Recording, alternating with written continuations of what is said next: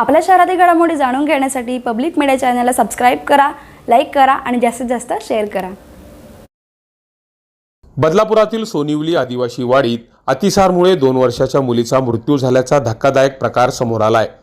तर 4.5 वर्षाच्या मुलीची प्रकृती चिंताजनक असून एकूण 5 जणांवर रुग्णालयात उपचार सुरू आहेत। दरम्यान या सगळ्यांना उलट्या आणि जुलाब होत होते, त्यामुळे त्यांची प्रकृती बिघडली होती। मात्र ही विषबाधा कशामुळे झाली हे अजून समोर आलेलं नाही। दरम्यान या घटनेमुळे सपना मिरकुटे या 2 वर्षाच्या मुलीचा दुर्दैवी मृत्यू झालाय। तर घरातील इतर 5 जणांना हाच त्रास झाल्यानं त्यांना बदलापूर पालिकेच्या आशा सेविका आणि समाजसेवकांनी तात्काळ रुग्णालयात दाखल केलं। त्यावेळेस सर एक मुलगी खूप अतिशय गंभीर अवस्थेमध्ये होती। तिला खूप अतिसार होत होता आणि म्हणजे तिने पूर्ण डोळे वगैरे वर फिरवले होते आणि इतरही फॅमिलीतील 6 मेंबरला तो त्रास होत होता।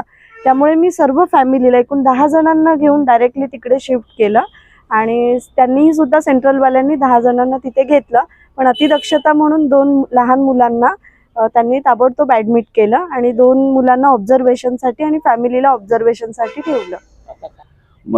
जेव्हा मला आशाताईंचा फोन आला रात्री 9च्या आसपास का आपल्या आदिवासी वाडीमध्ये गौऱ्या हेलम याच्या मुली 2.5 वर्षाची मुलगी मयत झालेली आहे आणि ती मयत झाली आहे, परंतु दुसरी मुलगी आणि घरात पण काही मुलं आहेत का ज्यांची तब्येत अत्यंत नाजूक झालेली आहे, तर त्यांना हॉस्पिटलमध्ये आपल्याला न्यायचं आहे, पण ते सध्या सहकार्य करत नाही आहेत। तर मी आणि आशाताई यांनी गौऱ्या हेलम याला भरपूर समजवलं का ही मुलगी मयत झालेली आहे, तिला आपण तिचे कार्य तो व्यवस्थित पार पाड, पण या दुसऱ्या मुलींना आपण घेऊन लगेचच उल्हासनगरला हॉस्पिटलमध्ये ॲडमिट करू।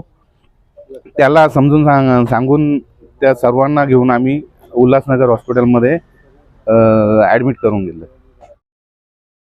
ही माहिती पालिकेला मिळाल्यानंतर त्यांनी आदिवासी वाडीत मेडिकल कॅम्प घेत गावकऱ्यांची तपासणी केली।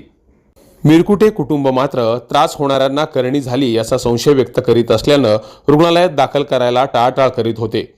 मात्र आशा सेविका आणि किशोर मेहर यांनी त्यांना समजावल्यानंतर त्यांना रुग्णालयात दाखल करण्यात ते तयार झाले।